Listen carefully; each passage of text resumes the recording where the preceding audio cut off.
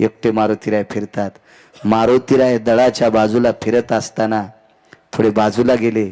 त्याच बाजूला त्याच्या हाडामासाचा त्वचेचा गोळा पडला होता. मारुतीराय चालत असताना साजूक चांदण्याचा प्रकाश होता आणि त्या प्रकाशात मारुतीरायच्या पायावर तो गोळा आदळला. तो येतो का रावणाकडे? म्हणलं रावणाकडे कशाला? अरे काय या रामाचं नाव घेऊन पाला खातोस तू झाडाचा? माझ्या दादाकडे आल्याच्या नंतर गावरान तुपातलं जेवण. म्हणला नको कडे. ते फार वेगवेगळं बोललो होतं पण आता सांगत नाही, पुढे सरकतोय, वेळ मोज काय आपल्याकडं. इतकं बोललो घाणेरड्या वाणीत ते वानर, इतकं बोललं की ते ऐकल्याच्या नंतर त्या कुंभकर्णाला वाटत होतं जीव देवा का काय. इतकं खालच्या पातळीत बोललं. त्यानं सांगितलं 3.5 कोटी घरं देतो एकदा रावण मन. सांगतो जाऊ दे. कुंभकर्ण काय म्हणला त्या वानराला?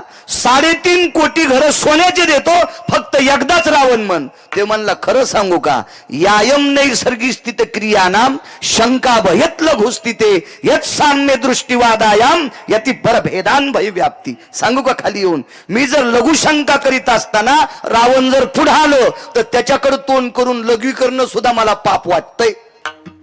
हे चिदान देगा देवा तुझा विसर न व्हावा, गुण गायीन आवडी हेची माझी सर्व जोडी. प्रस्तुत प्राप्त प्रसंग निवडलेला अभंग विश्वमान्य विश्वभूषण विश्वाधिकार विश्वप्रिय चिन्मय स्वरूप असणारी अधिकार संपन्न साधू श्रीमंत श्री जगद्गुरु तुकोबराय यांचा मागणीपर प्रसंगातील प्राप्त प्रसंगी निवडलेला अभंग. विठाला विठाला प्राप्त प्रसंगी निवडलेला अभंग माझ्या तुकोबरायांचा आहे. या अभंगाद्वारे देहूतले मालक ब्रह्मांडाच्या मालकापुढे मागणी मागतात. सज्जनांनो, मागतात ती तुम्ही आम्ही असतात, मागतात ती माणसं असतात, मागायला लावतो तो जगाचा बाप असतो आणि जीवनात कधीच मागत नसतात ती संत असतात. पण आज तुकोबाराय मागणी करतात विटेवरच्या मालकासमोर. मग आपण एरवी ऐकतो की संत मागत नसतात, मग तुकोबाराय का मागतात? सज्जनांनो, पुन्हा लक्षात घ्या, मागणी कळती त्यांना संत म्हणतात. ज्यांना मागणी कळती त्यांना संत म्हणतात, ज्यांना मागणी कळतच नाही त्यांना माणसं म्हणतात. आणि या मागणीमध्ये अडकवतो का, गुंतवतो का, त्याला देव म्हणतात. आणि याच्या चौकटीत न अडकता निमुटपणे बाजूला सरकतात, पुन्हा त्यांना संत म्हणतात. आणि ते तुकोबराय आहेत. विटेवरच्या मालकासमोर एक आज मागणी मागतात. कुठली मागणी? हे चिदान देगा देवा, मला देऊन टाका देवा. काय पाहिजे तुकोबराय? तुझा विसर न व्हावा. थोडासा कडक. मालक, मला तुमचा विसर नाही पडला पाहिजे, रात्रंदिवस तुम्ही माझ्या अंतकरणात असले पाहिजे, हे देऊन टाका. घेऊन टाका, काय हरकत नाही. पुन्हा गुणगायीन आवडी, रोज तुमचा गुणानुवाद याचं वर्णन करील आवडीनं, नित्य तुमचं भजन करील. हेची माझी सर्व जोडी. माझ्या जीवनातली ती जोड आहे. विटेवरच्या मालकानं सांगितलं, तुकोबराय तुम्हाला भजन करायचं असेल, माझं गुण गायचं असेल तर देह मानवी लागेल. मग मानवी देह लागत असेल तर गर्भवासाला यावं लागेल. तर ते तुकोबराय होते. गर्भवासाच्या दुःखाला पण असं काही नकार दिला नाही. त्याच्या अलीकडं देवानं आमिष दाखवलं. आमिष, माणसं आमिषाला बळी पडतात. मी तुमच्या पुढे सांगतोय म्हणजे मी फार शहाणा आहे का? मी सुद्धा तुमच्यातलाच एक आहे. पंत संत वाङ्मयाचा अभ्यास तुमच्या पुढे मांडतोय. मी सुद्धा तुमच्यातलाच एक आहे. माणसं आमिषाला बळी पडतात. जे आमिषाला बळी पडत नाहीत ती संत असतात. देवानं तुकोबरायला मोक्षाचं आमिष दाखिलं, धनाचं आमिष दाखिलं. तुकोबराय म्हणले नकोय, न लगे मुक्ती आणि संपदा. मला मोक्ष नकोय देवा, मला संपत्ती नकोय, संत संग दे सदा. मला संतांची संगती पाहिजे. मग संतांची संगती पाहिजे, भजन करायचे, रात्रंदिवस माझं गुण गाणार. देव मानवी पाहिजे. मग गर्भवास तुका म्हणे गर्भवासी, सुखे घालावे आमाशी. देवा गर्भवासाचं दुःख किती असू द्या, पण गर्भातून बाहेर पडल्याच्या नंतर रात्रंदिवस तुझं गुण गावा, एवढं देऊन टाक रे देवा. हा साधा सोपा सरळ अभंगाचा अर्थ झालं कीर्तन विठाला. हे चिदान देगा देवा, तुझा विसर न व्हावा. तुकोबाराय जगाच्या मालकाला एक दान मागतात. देवा मला तुझा विसर पडला नाही पाहिजे, एवढं देऊन टाक. वाटेल ते देण्यासाठी जगाचा मालक तयार आहे. काय देता येत नाही त्याला. या सृष्टीतल्या प्रत्येक घडामोडी ज्याच्या मुठीत आहे तो काय देऊ शकत नाही, काय देऊ शकत नाही.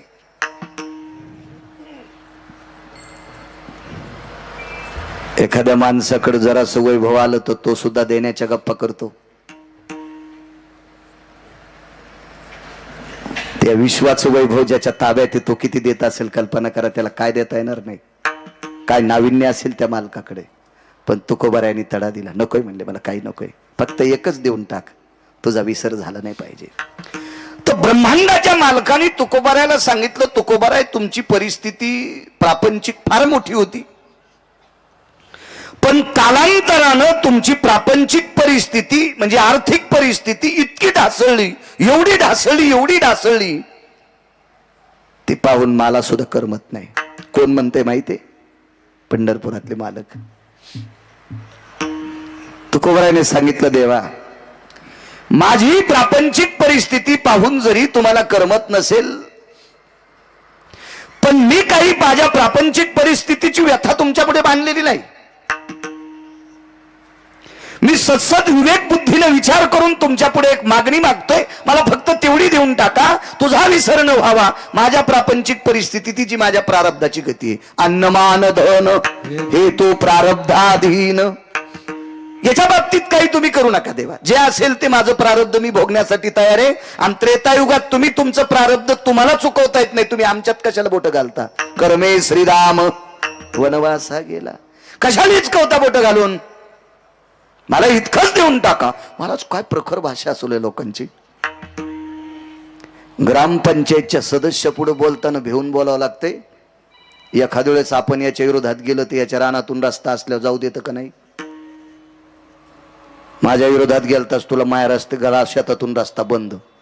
विश्व ज्याच्या ताब्यात आहे रमेशराव, सरळ तुकोबाराय म्हणले, देवा आमच्या बाकीच्या गोष्टीत काही तू बोट घालू नकोस, त्याच्यात टांग मारू नकोस, फक्त तेवढंच देऊन टाक, मला तुझा विसर नाही झाला पाहिजे. महाराज हे ऐकत असताना सुद्धा देव शांत आहे. त्या अर्थी या लोकांचा अधिकार किती मोठा असेल कल्पना करा. या बोलणाऱ्या लोकांचा अधिकार किती मोठा असेल. याचं कारण सांगू का? विश्वाचा मालक किती मोठा आहे हा तुम्हा मला जर ठावा केला असेल तो संतांनी केलाय.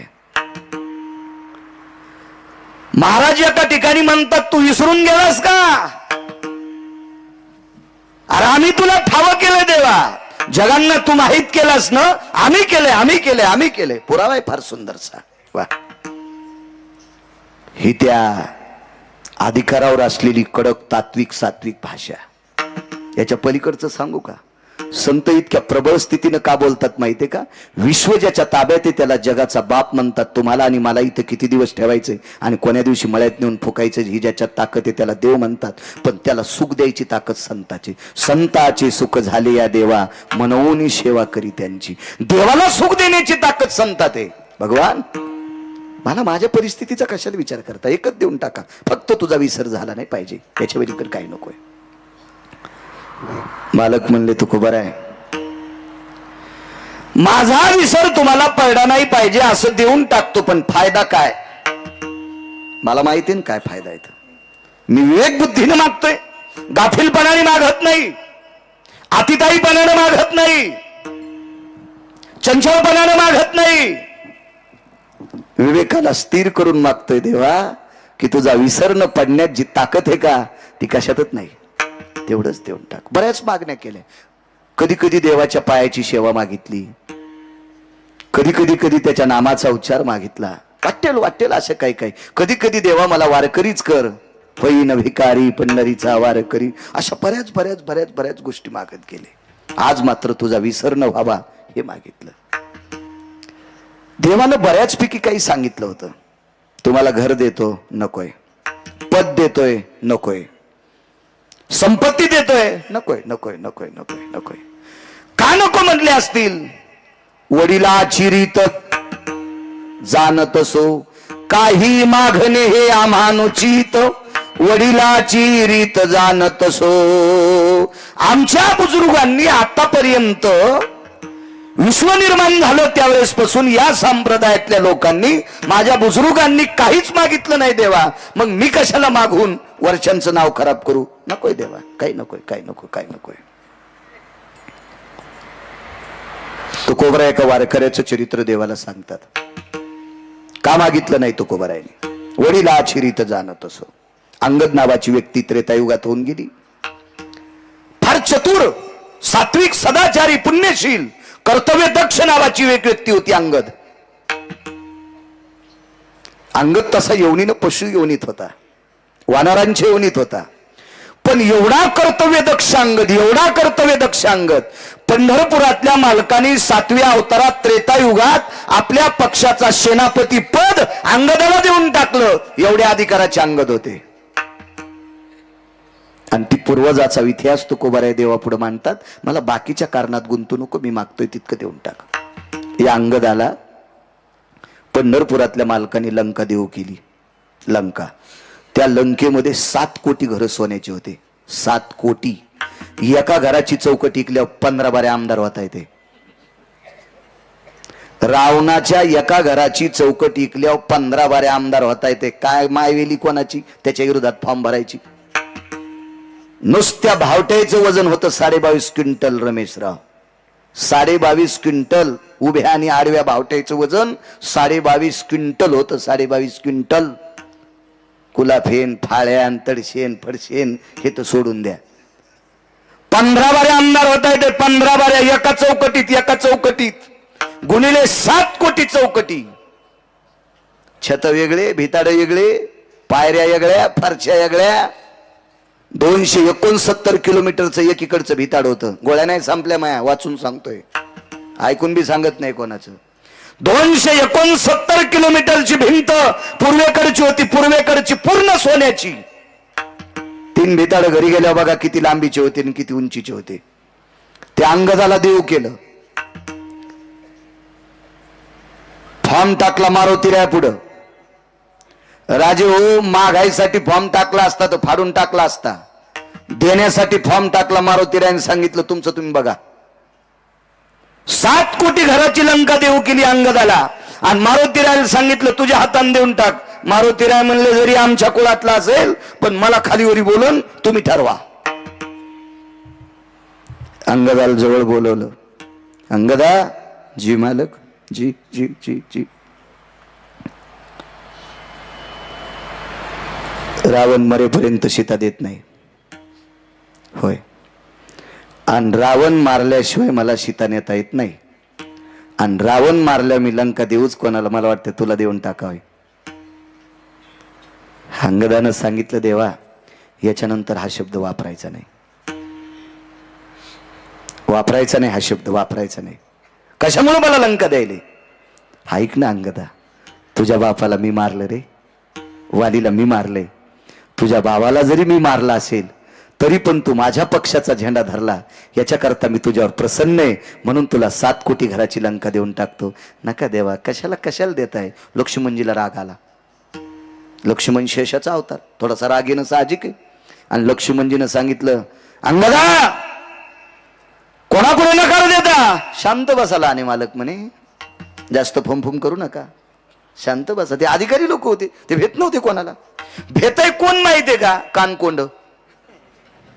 जे ताटाखालचं मांजर असतंय का ते कोणाच्याही दारात शेपूट आली. ते कोणा हे कानकोंडीच नव्हते लोक. याच्याकरता भ्यायची काही गरजच नव्हती ना. लक्ष्मणजीला म्हणलेलं आणि मालक शांत बसा. लक्ष्मणानं सांगितलं अंगदा तुला कळते का कोण आहे? जगाचा बाप आहे. मग लंका भेटते का कोणाला पण? ती तुमच्यासाठी दुर्मिळ असेल, आमच्यासाठी सुलभ आहे. लक्ष्मणजीला माहीतच नव्हते पोरग किती अधिकारी बापाचे. तर अंगदानं सांगितलं, लहाने मालक मोठे मालक ऐका, लंका ज्याची आहे त्याला रावण म्हणतात, आणि त्या रावणाला बगलात घेऊन माझ्या बाबानं 4 समुद्राच्या आंघोळी केल्या. माझे बाबा किती ताकदवान असतील याचा विचार करा. रावणापेक्षा 28 पटीने शक्तिशाली वाली होता. जर माझ्या बाबाच्या मनात रावणाच्या संपत्तीविषयी पाप असतं तर बगलात रावण दाबला असता, टमाट फुटल्यासारखा रावण फुटला असता. लंका कोणाला राहिली असती? लक्ष्मणजी म्हणले वालीला. मग वाली गेल्यावर लंका कोणाला? अंगदाला. मग ज्या बापाने दुसऱ्याच्या संपत्तीवर डोळा ठेवला नाही, ज्या वालीने दुसऱ्याच्या संपत्तीवर डोळा ठेवला नाही, त्या निष्ठावंत वालीचा पुत्र मी अंगदे. मलाही सुद्धा लंकेवर डोळा ठेवून मालकाचं भजन करायचं नाही, निष्काम सेवा करायची. नकोय नकोय म्हणून हे अष्टादश संतांपैकी मालक म्हणतात, वडिलाची रीत जाणत ह्या मागच्या लोकांनी आतापर्यंत काही मागितलं नाही भगवान या आर्थिक व्यवस्थे बाबतीत. मग मला कशाला बुडवता? मला फक्त एक देऊन टाका, तुझा विसर न व्हावा. मग काय माझा विसर न पडण्यात तो कोबार आहे? तुम्हाला काय साध्य होणार आहे? ऐका देवा, द्वापार युगामध्ये पांडवांचं कौरवाचं वैर झालं. अत्यंत विकोपाचं वैर होतं, ते टोकाचं वैर होतं. आणि या वैराकार दुर्बुद्धीला खत पाणी घालणारा एक त्या काळातला विवेक भ्रष्ट, मतिभ्रष्ट, नीतिभ्रष्ट, आचरण भ्रष्ट, शील भ्रष्ट, 23 प्रकार आहेत त्याच्यातले, बस झाली एवढेच. असा एक व्यक्ती होता. तो त्याचं नाव होतं शकुनी, गांधार देशाचा राजा. आणि या शकुनी नावाच्या व्यक्तीनं 2 भावाच्या मधात विष कालवलं. एके दिवशी शकुनीनं सांगितलं, बाचेबुवा पांडवायला एक नवीन घर करा, लाक्षाग्रह राहिला. पुरोचन नावाच्या व्यक्तीच्या हाताने तुझा विसर न व्हावा का मागितलं तुकोबरायाने. गावाच्या हस्तनापुराच्या बाहेर बऱ्याच दूर एक घर बांधलं. इतका मोठा बंगला, इतका मोठा बंगला. त्याच्यात राळ, रांजा, कापूर, वेळूच्या चिवट्या असे ज्वलनशील पदार्थ टाकले आणि सुंदरसं घर तयार केलं. घराला रंगरंगोटी केली. घडीवर बघावा असं घर होतं. इंद्राच्या वैभवाला लाजविल इतकं सुंदरसं लाक्षाग्रह होतं. पण ते घर म्हणजे मृत्यूचा सापळा होता. त्याला अग्नी लागल्याबरोबर 11 सेकंदात घर जळणार होतं. एवढी मोठी त्याच्यात प्रभावशाली ज्वलनशील क्षमता होती. आणि एके दिवशी दुर्योधन आला आणि आपल्या काकीला म्हणतो, काकी तवी आता त्या घराची पडझड झालेली आहे. बाबा राजे आहेत माझे, मी राजपुत्र आहे, राजकुमार आहे. या नात्यानं माझ्या काकीला आणि माझ्या भावाला चांगल्या प्रतीचं घर भेटावं याच्याकरता तुमच्यासाठी त्या घराचं नियोजन केलंय. पण कुंती अधिकारी स्त्री होती. कुंतीनं होकार दिला पण राहण्यासाठी जात नव्हती. कुंतीनं सांगितलं, सुयोधन राजकुमार जाते एके दिवशी. मुहूर्ताचा दिवस निश्चित केला आणि त्याच्या आधी 4 दिवसानं विदुर काकाच्या घरी प्रवेश केला. आपल्या भाऊजाई आल्याबरोबर विदुर काकांनी आवाज दिला, वहिनी साहेब आपण या या, वहिनी साहेब या. बसायला बोऱ्या टाकला. विदुराच्या धर्मपत्नीनं पाणी दिलं आपल्या जावेला. विदुरानं विचारलं, वहिनी साहेब हाळशाच्या घरी गंगा यावी असं आमच्याकडे तुम्ही आलात, काय काम आहे? काका, राजकुमारांनी आम्हाला गावाच्या बाहेरचा वाडा राहण्यासाठी दिलाय. त्या घरात परवाला मुहूर्त काढला आणि त्या घरात राहण्यासाठी जायचंय. काकांनी सांगितलं, होकार दिला वहिनी साहेब? जी. जा आता. होकार दिलाय त्या अर्थी जावा लागन वहिनी साहेब. पण लक्षात ठेवा, ज्या दिवशी राहण्यासाठी जाताल त्या दिवशी 2 मिनिटं माझ्याकडे येऊन जा. निश्चय केला. राहण्याचा दिवस ठरला आणि त्या दिवशी आपली 5 वासरं घेऊन एक आई आपली लेकरं घेऊन त्या घरात राहण्यासाठी जात असताना चौकात उभे केली लेकरं. धर्माला सांगितलं, बाळा सांभाळा आपल्या 4 भावांना, मी 2 मिनिटात काकाकडे जाऊन येतोय. काका झोपड्यात राहत होते पर्णकुटीत. हो, धृतराष्ट्र मृत्यू पावल्याच्या नंतर 1250 वाड्याचा मालक, 1250 वाड्याचा मालक, हो 1250 वाड्याचा मालक. पण झोपड्यात राहत होता 12 वर्षाच्या झोपड्यात. विरक्तातला आरूढ व्यक्ती, राजकारणातला 2 नंबरचा डॉन होते विदुर काका. राजकारणातले 2 नंबर. पृथ्वीवर जितके देश आहेत का, एकाही देशामध्ये विदुरासारखा 2 नंबरचा डॉन जन्माला आला नाही, ते विदुर काका होते. महाराज पंढरपुरातला मालक राजकारणातला 1 नंबरचा डॉन होता, पण विदुराला राजकारणातले पाडे विचारल्याशिवाय राजकारणातला पाऊल पुढे टाकत नव्हता. देवानं विदुराला राजकारण विचारावा, एवढा टोकाचा राजकारणी होता रमेशराव, एवढा टोकाचे. आणि त्या विदुर काकानी आपल्या भाऊजाईला एक प्रतिमा दिली. वहिनी साहेब, ह्या प्रतिमेचा विसर पडू देऊ नका, तुम्हाला चिंता नाही. पदरात ती प्रतिमा बांधली आणि लाक्षागृहात राहायला गेले.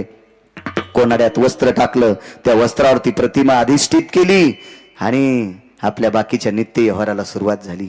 एका व्यक्तीनं प्रश्न केलता, घराला अग्नी लागल्यावर 11 सेकंदात जर घर जळत असेल तर मग कोणती स्वयंपाक कुठं करत असेल? प्रश्न गोड आहे, गोड प्रश्न आहे. महाराजाच्या नाकात वारं नाही घुसायला पाहिजे असं काही विचारल्यावर. घराला अग्नी लागल्यावर जर 11 सेकंदात घर पेटत असेल संतोष बुवा, तर मग स्वयंपाक कुठं करत होते? तर त्या घराला तळमजला होता. म्हणून राहत्या घराला वास्तुशास्त्रानुसार तळमजला निषेध असतो, असं वास्तुशास्त्र सांगते, गिरगावकर सांगत नाही. आणि वास्तुशास्त्र काय गिरगावकराच्या घरातल्या लोकांनी लिहिलेलं नाही. तुम्हाला जरी पटत नसेल तर ज्यानं लिहिलंय त्याची सोय पहा. विठाला विठाला विठाला.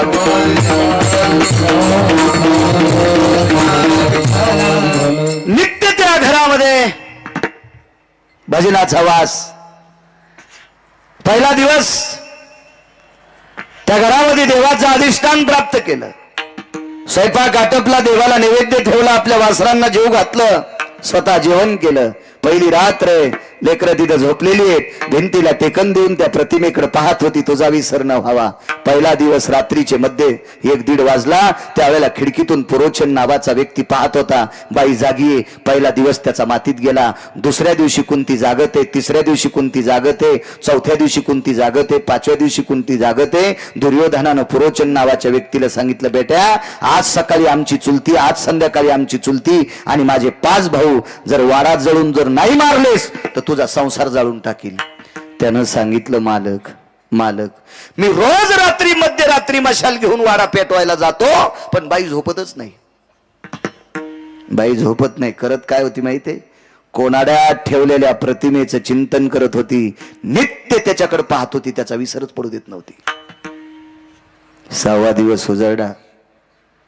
6व्या दिवशी कशीबशी जागली.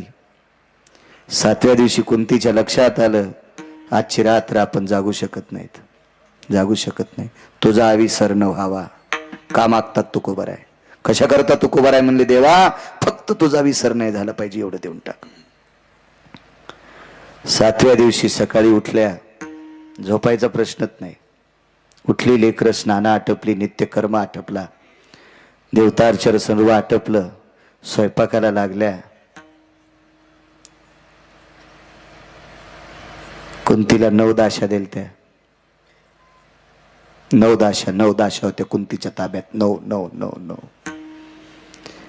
दुःख काय वाटलं, तुळशीला पाणी घालीत असताना कुंतीच्या लक्षात आलं, माझ्या 5 लेकराला आणि मला दुर्योधन जाळतोय, पण आमच्यामुळे ह्या 9 जणी मरू शकतात. 9 जणी मरू शकतात.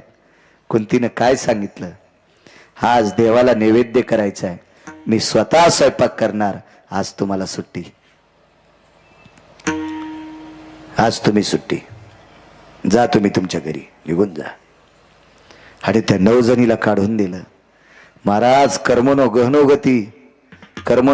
गती 5 लेकरं घेऊन एक भिल्ल स्त्री कुंतीच्या वसरीत मुक्कामाला थांबली. 5 अपत्य, तिला सुद्धा 5 लेकरं होती. एक भिल्लाची स्त्री होती, सात्विक सदाचारी स्त्री होती, पुण्यशील स्त्री होती. आपल्या 5 लेकराला घेऊन आसरा करता गावाच्या बाहेर बांधलेल्या लाक्षागृहाच्या पडवीमध्ये ती मुक्कामाला आहे, हे कुंती आई साहेबांना माहित नाही. त्या पडवीत ती आपली 5 लेकरं घेऊन झोपलेली आहे. 9 दाशा मरू नये याच्या करता कुंतीनं परत केल्या. पुराण वाचीचा लक्षात येईल, तुमच्या घरी परत केल्या. पण कुंतीला माहित असतं, ही बाई आपली 5 लेकरं घेऊन थांबली, तर कुंतीनं पण सांगितलं असतं, बाई इथं मुक्कामाला थांबू नको. राग आला तरी हरकत नाही, पण याच्या करता बोलली असती, आमच्यामुळे ही जळू शकते. पण नियतीला जे मान्य आहे त्या गोष्टी होत असतात सज्जनांनो. दुर्योधनाच्या लक्षात आलं पाहिजे होतं की 5 माणसांचे आणि एका बाईच्या अस्थी सापडल्यात, त्या ती कुंती आणि पांडव संपलेत त्याला. मग हे 5 लेकरं आणि ही भिल्ल स्त्री कोण असावा, त्याच्यासाठी एका पुराणातला दिलासा घ्या, ते राहू देतो मी. हे ऐकल्याच्या नंतर रिॲक्शन होईल, कारण सगळ्या गोळ्या एकखट्या घेत नसतात. विठाला विठाला विठाला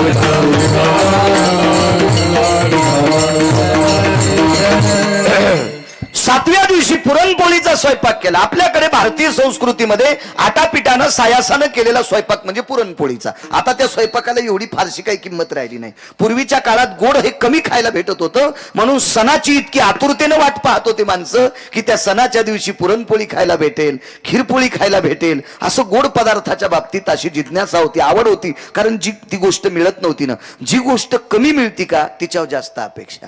मेथीची भाजी सुरुवातीला 25 रुपयाला जुडी असली की जास्त खावा वाटती, आणि 5 रुपयाच्या 5 जुड्या असल्या की बाया चिरून वाळू घालतात वड्यात टाकायला. हा निसर्गाचा नियम आहे. निसर्ग. वांगे 100 रुपये किलो असले की देठा सगळं चोखून खातेत, आणि 5 रुपये किलो असले विषय नाही. कुठलीही गोष्ट, जी गोष्ट कमी मिळती का ती जास्त चित्तात असती. लहानपणी गोड गोष्टीला एवढी किंमत होती, एवढी. अहो शिरा माणसं इतका इतका ताटावर वाया जाऊ देत नव्हते, इतका इतका, एवढा एवढा. आता मोठाल्याच्या लग्नामध्ये कमरा इतकाले डस्टबिन बुंदीच्या लाडून आणि गुलाबजामुन भरतेत. म्हणजे ती मोठाली माणसं खराब करतेत नाही, त्यांच्या लग्नात जेवायला आलेली नालायक माणसं इतकी मस्ताडून गेली, माझ्या भाषेत सांगू का, इतकी माजून गेली, इतकी माजून गेली. 2056 आपल्यासाठी वाईट येणार आहे. 2050 साल लिहून घ्या. माझं काय फार वय नाही, पण मी फार जुन्या लोकांची ग्रंथ वाचिणारा माणूस आहे. 2056 आपल्यासाठी वाईट येणार आहे. त्याच्यामध्ये पैशाची बंडलं सापडतील, पण अन्नाचा दुष्काळ असेल. सज्जनांनो, शांती ब्रह्म एकनाथ महाराजांच्या चरणी साष्टांग दंडवत, ज्ञानोबराय तुकोबरायच्या चरणी साष्टांग दंडवत. आपण वारकरी प्रांतातले माणसं आहेत, जराशी जिज्ञासा अंतःकरणात ठेवा. अन्नावर एवढं मातू नका. जुन्या माणसाची एक मन आहे, गरिबी आल्यावर लाजू नये, श्रीमंती आल्यावर माजू नये. आपण अन्नाच्या बाबतीत इतका इतका इतका इतका अतिताईपणा करायलो, इतका अतिताईपणा करायलो. म्हणून या अतिताईपणाचा राग जर पंढरपुरातल्या मालकाला आला तर 2056 आपल्यासाठी बेकार येईल. हे येऊ नये सज्जनांनो. म्हणून बुटा चपला सगळं पाया पडतो. अन्नाच्या बाबतीत अंतःकरणात पाप येऊ देऊ नका. आपल्याला लागेल तेवढंच पात्रावर घ्या, आपल्याला लागेल तेवढंच पात्रावर घ्या, जेणेकरून या पापाचे प्रसाद उद्या आपल्या चिल्या पाल्याला फेडण्यासाठी येऊ नये. याच्याकरता जुन्या लोकांनी सुद्धा हे अंतःकरणात ठेवा. विठाला विठाला विठाला. पुरणपोळीचा स्वयंपाक केला, देवाला नैवेद्य ठेवला. देवाला नैवेद्य ठेवत असताना त्याच्या डोळ्यात डोळे घालून बघितले नाही, कारण पोळ्या त्याला केल्याच नव्हत्या. कोणाला केलं त्या लक्षात घ्या. 5 लेकरं जेवायला बसली, 5 लेकरं जेवायला बसली. एवढं अरे बेस कमी करा दादा. तुपाच्या वाट्या भरून ठेवल्या तिघायला. धर्म, भीम आणि अर्जुन, इको पण कमी. आणि दोघांना पुरणपोळ्या तुपात चुरून दिल्या, चुरून चुरून चुरून दिल्या. कोणाला माहिती? नकुल आणि सहदेवाला. कारण हे 3 कुंतीचे होते आणि 2 माद्रीचे होते. माद्री जात राहिली होती. कुंतीच्या लक्षात आलं, नियतीने आपल्याला मदत करावा, नियतीनं म्हणावा, पोटच्या लेकरापेक्षा सवतीच्या लेकरावर जास्त प्रेम करती असं नियतीनं म्हणावं, लोकांनी नाही म्हणावं. इतकी जिज्ञासा कुंतीच्या अंतःकरणात होती.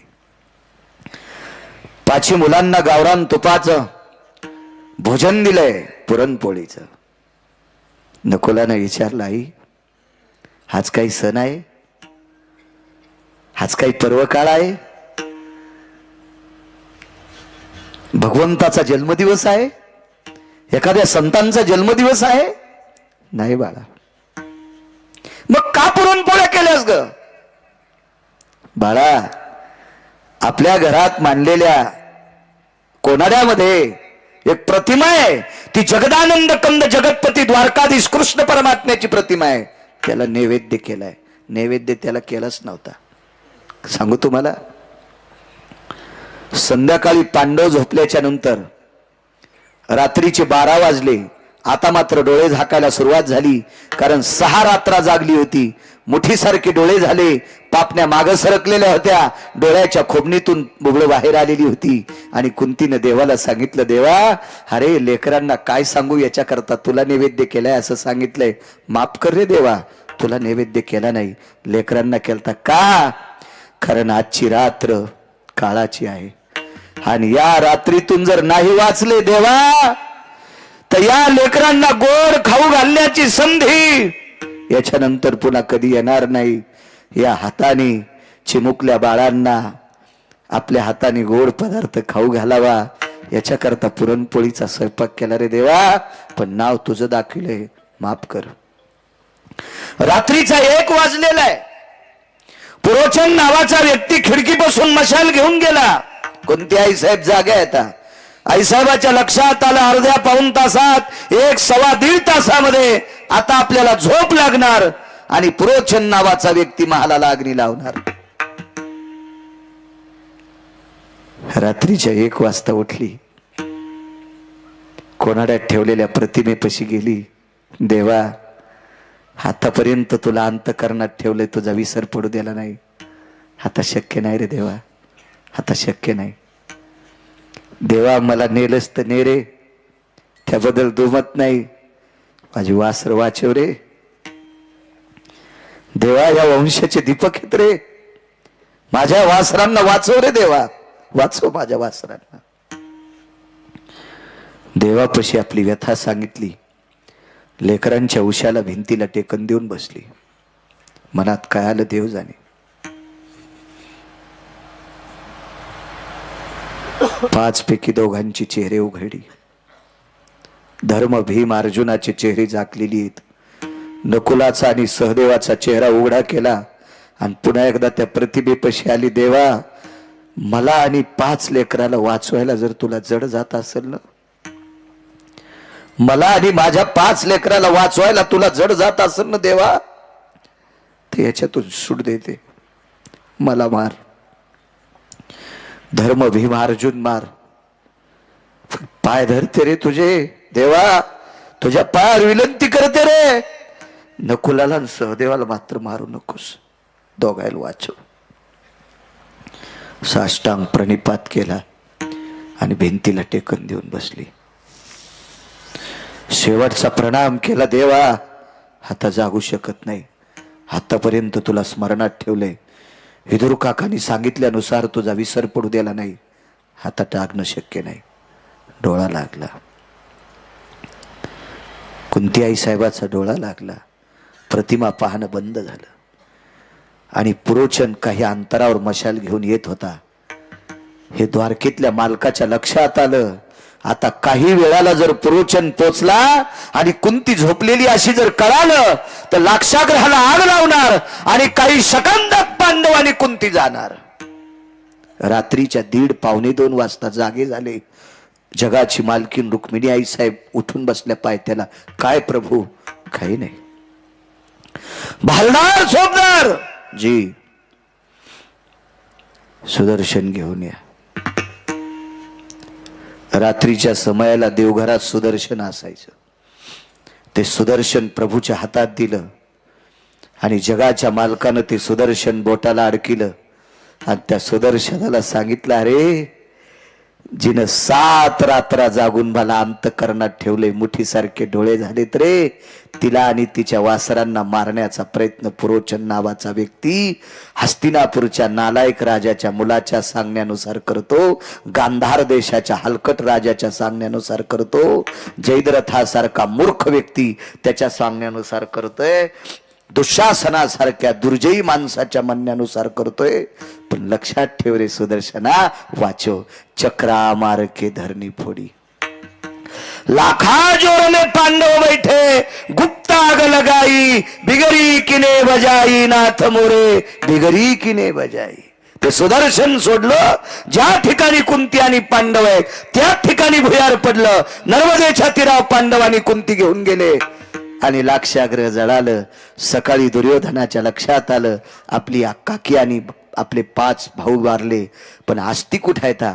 एका बाईच्या बांगड्या सापडल्या भाऊ, त्या भिल्ल स्त्रीच्या बांगड्या होत्या आणि 5 अपत्यांच्या अस्थी सापडल्या. लक्षात घेतल्या बांगड्या कुंतीच्या असावा आणि या 5 मुलांच्या अस्थी सापडल्या या पांडवांच्या असावा. बुजदिल दुर्योधनानं, नालायक दुर्योधनानं, निर्बुद्ध विचाराच्या दुर्योधनानं आपली चुलती आणि आपण भाऊ मृत्यू पावल्याच्या नंतर दिवाळी साजरी केली. या भारत देशातल्या 14 नालायकापैकी एक दुर्योधन नालायक होता. रक्ताच्या नात्यातली संपल्याच्या नंतर दिवाळी साजरी करतो इतका नालायक दुर्योधन होता. पण महाराज ती पांडव नव्हते, एका साध्या स्त्रीचे लेकर होते, एका गरीब स्त्रीच्या अस्थी होत्या, तिच्या बांगड्या होत्या, तिच्या बांगड्या होत्या. चला तिकडे पोचले. या मुद्द्यावर अभंगावर माझे तुकोबाराय म्हणतात देवा, अरे ज्याला संध्याकाळचा ठिकाणा नाही तो रातच्या झोप मोडून उठत नाही. रातच्या झोप मोडून मला फीस कमी करायची होती, शिकायला होतो मी 7वी पर्यंतच शिकलो. आताची माई परिस्थिती इचकू नका, मी मागची सांगायलो, मी मागची सांगतोय मागची. तर एका त्या फॉर्मवर सरपंचाचा शिक्का आणि सही लागते ते फीस माफ करण्यासाठी. त्याला कोणता फॉर्म म्हणते सांगता येईल का? ABC form. वा वा. त्या फॉर्मवर सही घ्यायची. मग सकाळी सकाळी सरपंचाच्या घरी गेलो तर 9 वाजलेले होते. 9 वाजता गेल्यावर सरपंचाची बायको लेंड्या झाडू लागली. 5-6 शेपुड्या होत्या लिंबाखाली बांधलेल्या आणि लेंड्या झाडू लागली. तर मी म्हणलं बाई बाई दादाला बोलायचं, इतक्या सकाळी थुत्र घेऊन चालवतात? 9ला सकाळ असती होय? झोपू की देतात का नाही? काय गुत्त घेतलं गाव ते ना. आणि हिच्या नवऱ्याला एकच बूट, रात्री एक हार पिलता, दारापुढे एकच दिसू लागला. तर त्याची बायको इतकी आयटीत आलेली. 11 वाजता ये. तर 11 वाजता गेलो तर ते घरी नाही, ते घरी नाही, ते घरी नाही. संध्याकाळी गेलो, संध्याकाळी तर ते त्याचा दरुजा पुढून होतं, मागून भीतीला टकरा घेऊ लागलं. ए उघडणं दरुजा, उघडणं दरुजा, मागून भीतडाला. हो. तर ते काय शिका हाणणारे त्या टायमाला एबीसी फॉर्मवर. माझ्या लक्षात आलं आपला फॉर्म बी चुरगाळून टाकीन, याला सकाळी भेटू. पुन्हा दुसऱ्या दिवशी सकाळी गेलो, दुसऱ्या दिवशी सकाळी तर त्याच्या बायकोने इतकं धुन केलं, इतकं धुन केलं. तिनं धुन केल्या. मी म्हणलं आपल्याला शिकायचंच नाही, इमानदारीनं शिकलोच नाही, शिकलोच नाही. इतका बिना आकली तिचा नवरा. तर त्या बाईनं मला इतकं धुन केलं, नकोच म्हणलं देवा आपल्याला 7वीच्या पुढे शिकायचंच नाही. ही इतकी धुन कायली तर पुढे शिकल्यावर कोणी धुन केल्यावर करावंच काय? माझे तुकोबाराय म्हणतात देवा, गिरगावच्या बाळ्याला लेंड्या झाडणार बाईनं इतकं धुन केले, बुट हरपून येणाऱ्या नवऱ्याला ती उठीत नव्हती. हे सगळे कोण्या दिवशी बटन दाबून मारायचे ते तुमच्या हातात हे देवा. आणि तू रात्री 1:30 वाजता उठून पांडवांना वाचिलस, काय गरज होती देवा तुला? तर विटेवरच्या मालकाच्या डोळ्यातून पाणी आलं आणि तुकोबरायच्या हृदयाला मिठी मारली आणि मानावर मान टाकली. तुकोबराय 7 रात्र जागून माझा विसर पडू दिला नाही. आणि ती पांडवांनी कुंती जळाली असती तर मला करुणेचा सागर नाव हे पुसून टाकलं असतं, पुसून टाकलं असतं. दयेचा सागर, करुणेचा सागर हे नाव डांबरानं पुसून टाकलं असतं. मग ऐका देवा, तुमचा विसर न पडल्यामुळे जळत्या लाक्षागृहातून पांडवांनी कुंती वाचवता, ही तुमचा विसर न पडण्यात ताकद आहे. मग मला तरी दुसरं देताच कशाला, म्हणून पहिलं कडवं. वा देवा, याच्या करता तुमचा विसर पडला नाही पाहिजे एवढं देऊन टाका. देऊन टाकलं. गंधमादन नावाचं एक वानर आहे. हे गंधमादन नावाचं वानर भगवान प्रभू रामचंद्राच्या पक्षामध्ये झेंडा घ्यायचं काम करत होतं. धर्माची पताका, झेंडा त्याच्या हातात होता. त्याचं नाव होतं गंधमादन नावाचं वानर. 18 पद्म वानर 72 कोटी रिसन 56 कोटी गोलांगोळ. तुकोबाराय का म्हणतात, हे का मागण्या मागतात, याचा पुरावा तुमच्या पुढे मांडतोय. तुम्हाला मान्य असेल घ्या, नसेल मान्य तुम्ही तुमचं ठरवा. कारण पुराणाला संप्रदायानं शिक्कामोर्तब केले. पाहावे पुराणी विचारून. माझे तुकोबाराय म्हणतात पुराणीचा रस गोड आहे. पुराण सांगते ते आपल्या संप्रदायाला मानावं लागतंय. त्या संप्रदायाच्या नावानं 2 टायमानं भाकरी खातोय, त्या संप्रदायाच्या विरोधात मला कसं बोलता येईल. तुम्ही मान्य करा न करा, तुम्ही व्यक्ती स्वतंत्र आहात. तुम्ही ठरवा तुम्हाला काय करायचं. या सर्व वानरांच्या पुढे झेंडा घ्यायचं काम. एके दिवशी प्रभूंनी सांगितलं, 3रा दिवस युद्धाचा सुरू आहे. सकाळी दर्शन घेतलं, ते इतकं तापड होतो, इतकं तापड होतो, इतकं तापड होतो, इतकं तापड की बघताच सोय नाही. महाराज, रावणाच्या पक्षातल्या एकाही माणसाच्या हातानं एकाही वानराचा मृत्यू नाही झाला. आणि मग रावणाला गुप्तचरांनी सांगितलं, मालक आपलं एवढं सैन्य असून रामचंद्राच्या पक्षातला झेंडा धरणार वानर मरत नाही, काय आपल्याला ताकद आहे.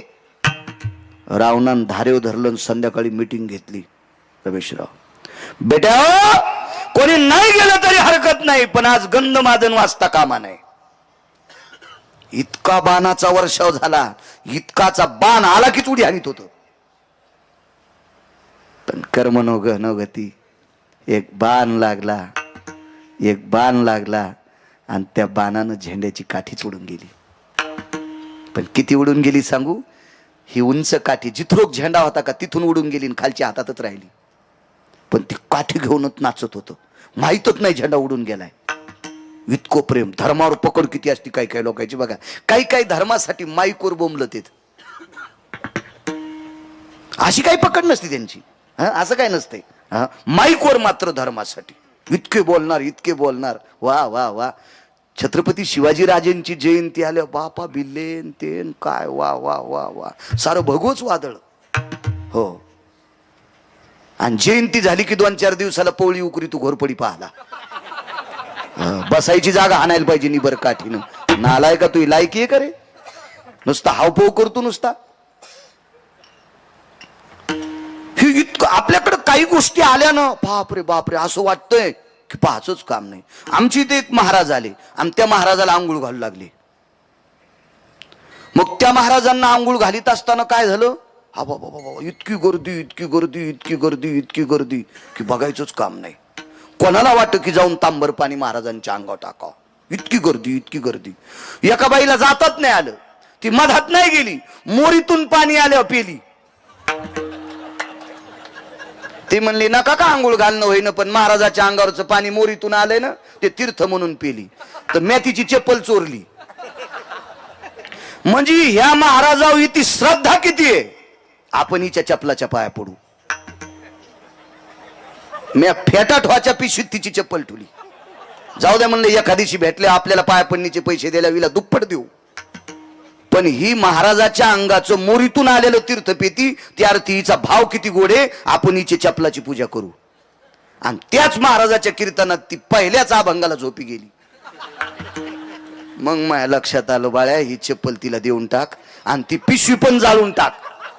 कारण तू हिची चप्पल ज्या पिशवीला लागली त्या पिशवीला पटका लागल्यावर तू कीर्तनात झोपशील.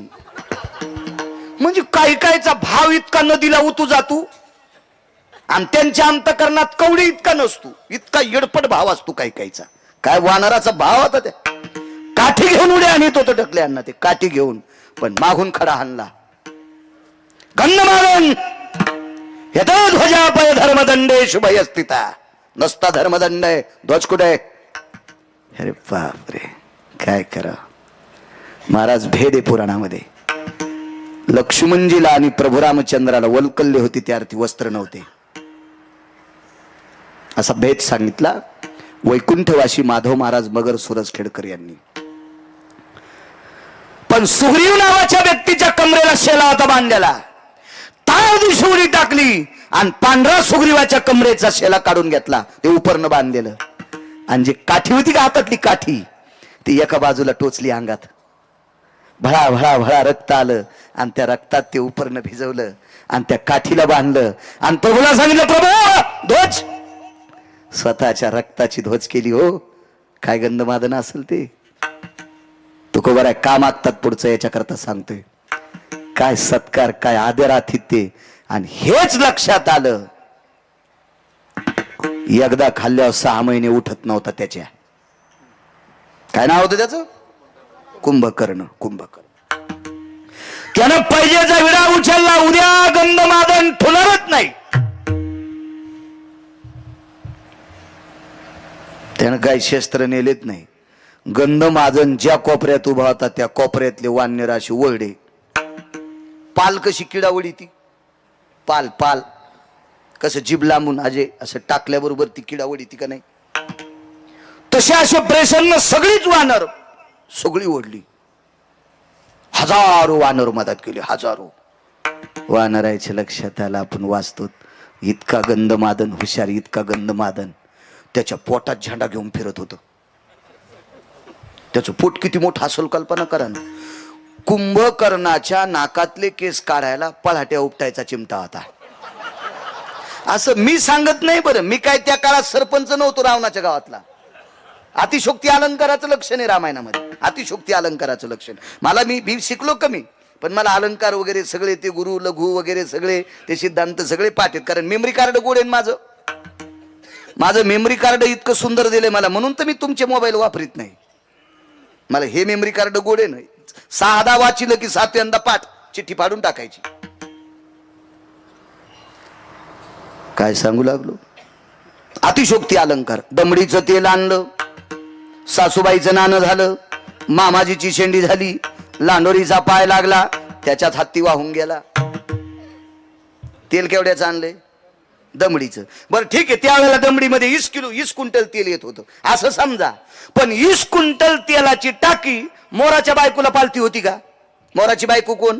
लांडोरी. लांडोरीचा पाय केवढा असतोय? एवढूसा. मग लांडोरीच्या पायानं पालतं झालेलं तेल असेल केवढं? एवढी एवढी वाटी. मग मोराच्या पायानं पालतं झालेल्या तेलात हत्ती वाहून जातो, हे अतिशोक्ती अलंकाराचं लक्षण आहे. तसा कुंभकर्ण हा अतिशोक्ती अलंकाराचं लक्षण होतं. त्याची दाढी करायला जे वस्त्रे होते का, त्याला कोळप्याच्या दांड्याच्या पासा होत्या. त्या ह्या होत्या दांड्या मुठी. हो एवढा एवढा एवढा कुंभकर्ण होता. ओढूनच घेतली वानर सगळे. पण सगळ्या वानरांच्या भोवताल पोटात फिरत होतं. मरू देत नाही रे, काळजी करू नका, त्याचं गुण गात राहा. मरायला लागल्या भजन आठवतोय. ते म्हणले वाचायचं असेल तर गुण गा. राक्षसाच्या पोटात गुण गायलं. राक्षसा पुरावे 1-2 देतो तुम्हाला. पोटात गुण गायल्याच्या नंतर एक जण म्हणला कौरव गुण गाच रे. म्हणला रस्ता दिसूस तर. इतक्या टोकानं पोटात गुण गायलं आणि प्रकाश पडला तो कानातून. आणि मग गंधमादनानं सांगितलं, हानान उड्या येडपटा होती, होच रस्ता आहे ना. कानाचं भिताड फुटलं कुंभकर्णाच्या आत. त्याला आपण पडदा म्हणतो ना, ते फुटलं त्याचं भिताड यायच्या आवाजानं. आणि प्रकाश बार हाना उड्या, सन सन सन सन उड्या हाणल्या. पण कुंभकर्णाच्या लक्षात आलं, जे झेंडा घेतय का त्यानं शहाणपणा केलाय. याला नाही वाचू देत, याला वाचू देत नाही म्हणले. आणि मग कानाला चाळणी लावली बोटाची. उडी हाणल्याबरोबर फेल दिशी गंधमादन धरला. झेंडा आणि तेन सगळंच असं धरलेलं होतं. कोण? त्याला वाटलं आवाजान भीन. ते बारक्या बुरक्या माणसाचा कार्यकर्ता होतं का ते अशा माणसाचा कार्यकर्ता होतो. या विश्वावर ज्याची सत्ता आहे त्या मालकाचा ते कार्यकर्ता होतं. कोण? ते म्हणलं ऐकू येते ना, हळून बोल. तो तरी एककडचा कान फुटलाय आणि मॅच फोडलाय. मला दोन्ही कान आहेत, हळून बोल ना. अरे तुरच रावणाच्या भावाला, ज्याला 7 कोटी घर आहेत, त्याच्या भावाला वाननेर आरोतुर बोलायले. आपण बऱ्या बुऱ्या माणसाला आरोतुर बोलले आपल्या अंगावर गाड्या घालतील. हो, पुन्हा ताकद नाही कशाने मेला आणि काय मेला सांगायची.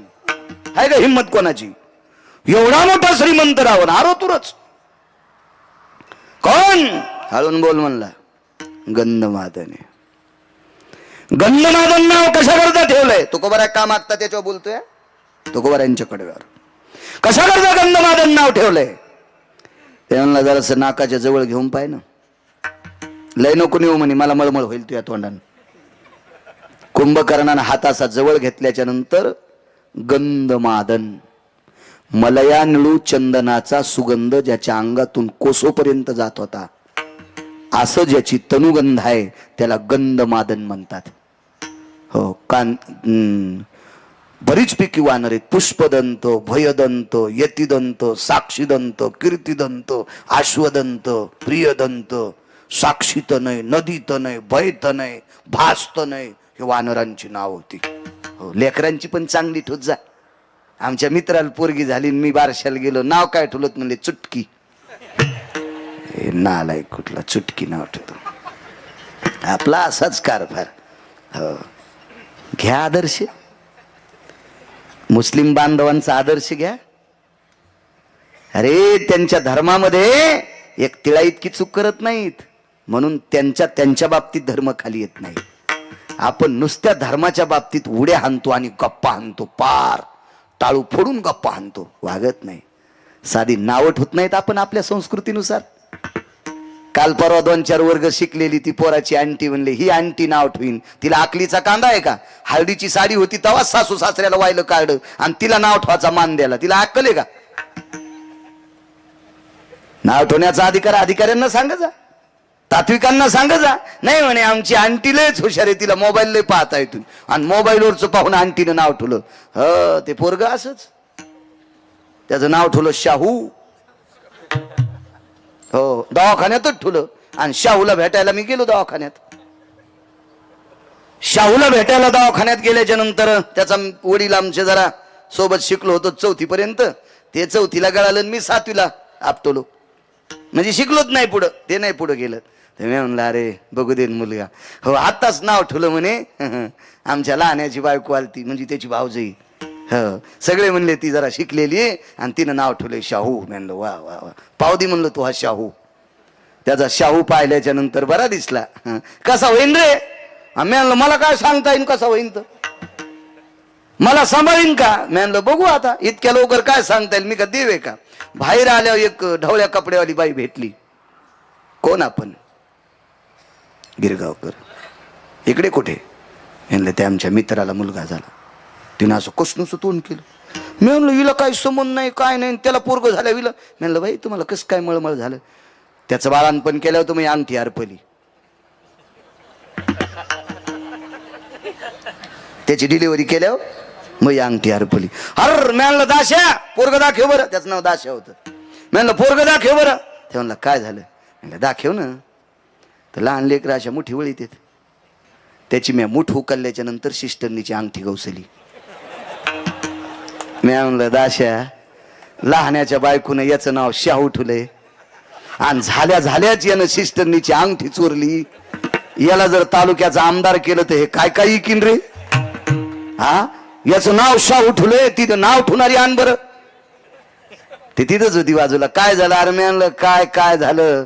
नाव तळ्याला आणि काम नदीला, याचं नाव तो शाहू ठेवलंस आणि यानं झाल्या सिस्टरनीची अंगठी चोरली ना द्वारका. तिचं नाव नव्हतं द्वारका, मी आमच्या इथली म्हणायलो विठाला विठाला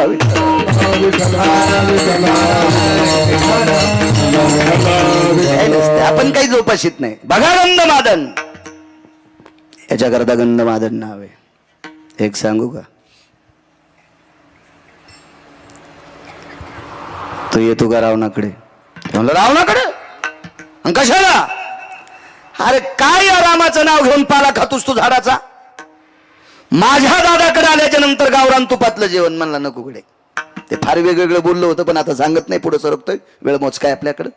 इतकं बोललो घाणेरड्या वाणीत ते वानर, इतकं बोललं की ते ऐकल्याच्या नंतर त्या कुंभकर्णाला वाटत होतं जीव देवा का काय, इतकं खालच्या पातळीत बोललं.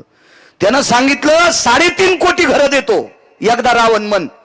सांगतो जाऊ द्या, कुंभकर्ण काय म्हणला त्या वानराला, 3.5 कोटी घर सोन्याचे देतो, फक्त एकदाच रावण म्हण. ते म्हणला, खरं सांगू का, यायम नैसर्गिक स्थित क्रियानाम शंका भयत लघुस्थिते यत साम्य दृष्टिवादायाम यति परभेदान भय व्याप्ती. सांगू का खाली येऊन, मी जर लघु शंका करीत असताना रावण जर पुढे आलो तर त्याच्याकडे तोंड करून लघवी करणं सुद्धा मला पाप वाटतंय.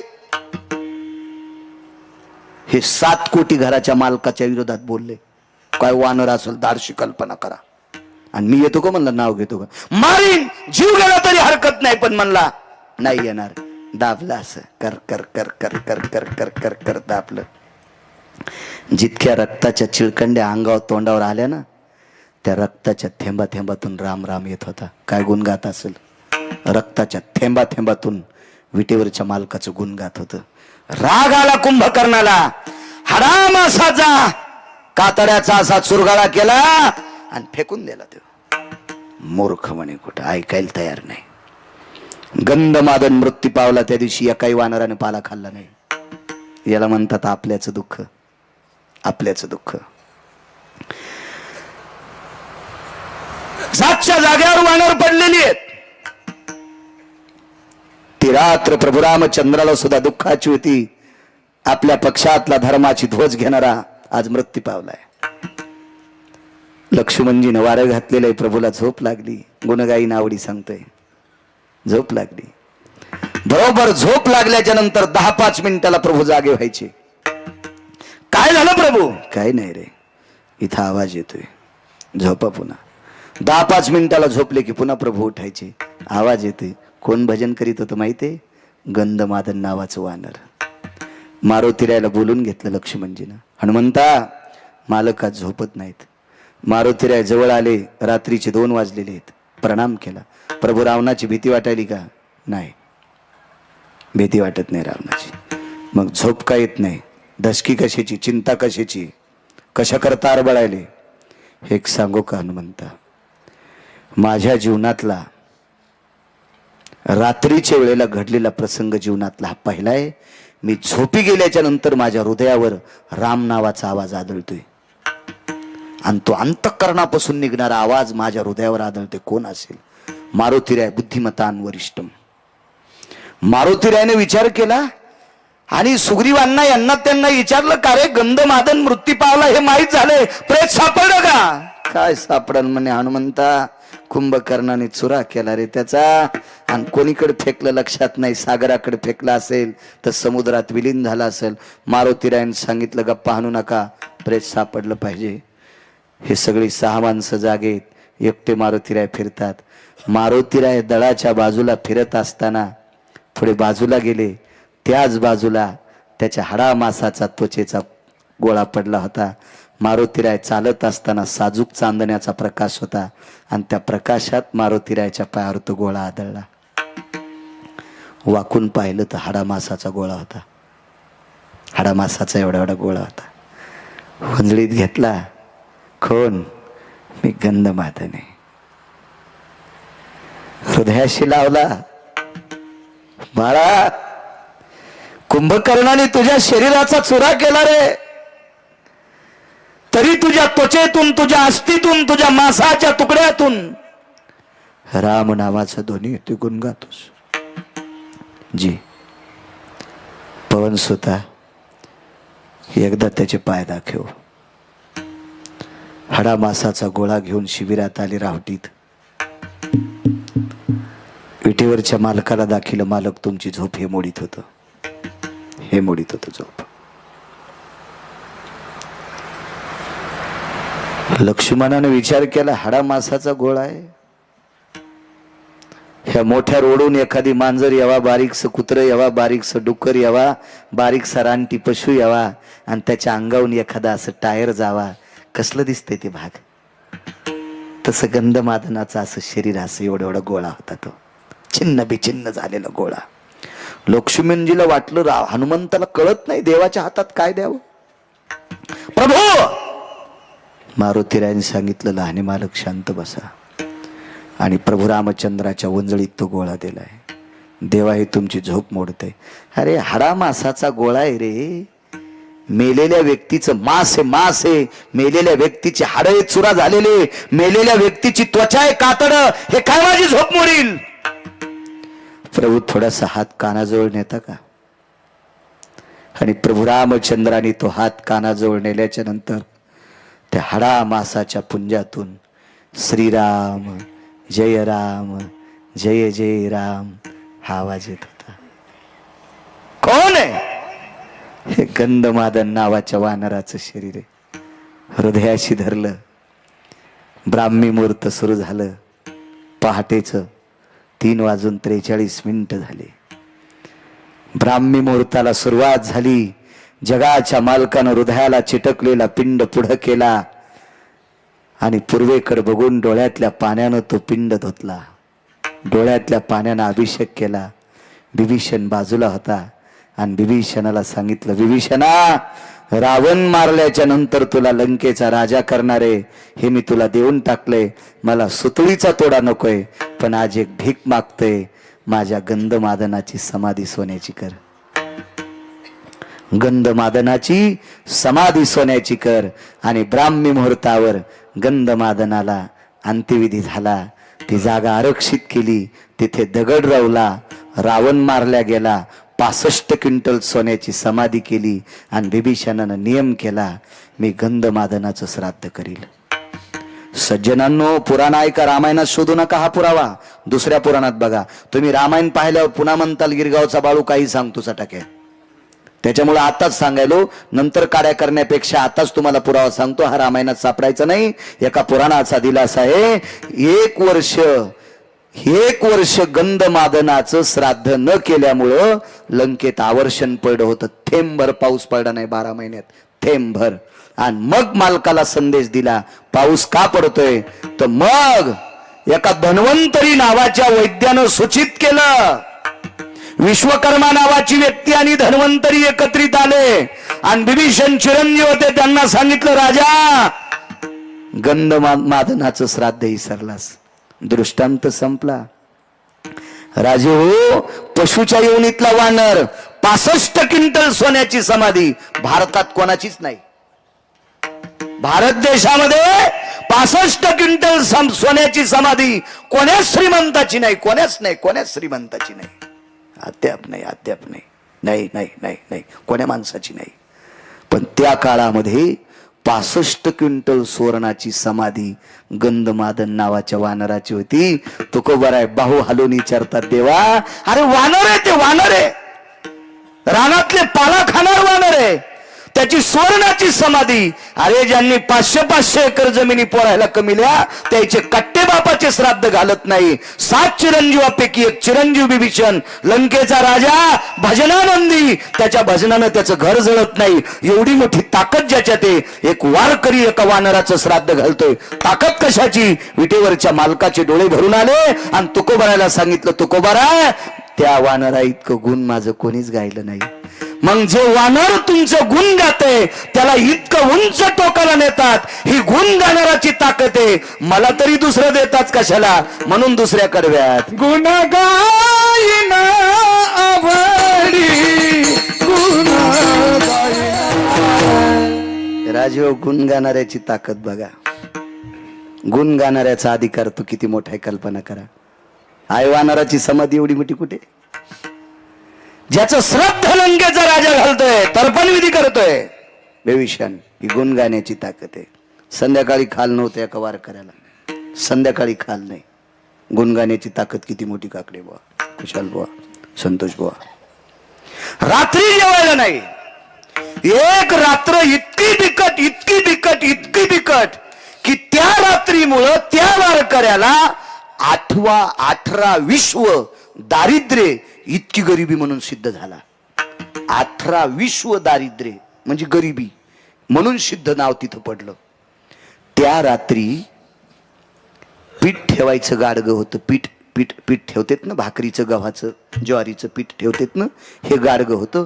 त्या गाडग्यामध्ये शिपभर, 1 चमचाभर पीठ नव्हतं. त्या गाडग्यामध्ये मीठ टाकलं एवढं आणि त्याच्यात पाणी टाकलं गुंडीभर आणि ते गाडगं चुलीवर ठेवलं. पाणी खळा खळा खळा खळा उकळलं.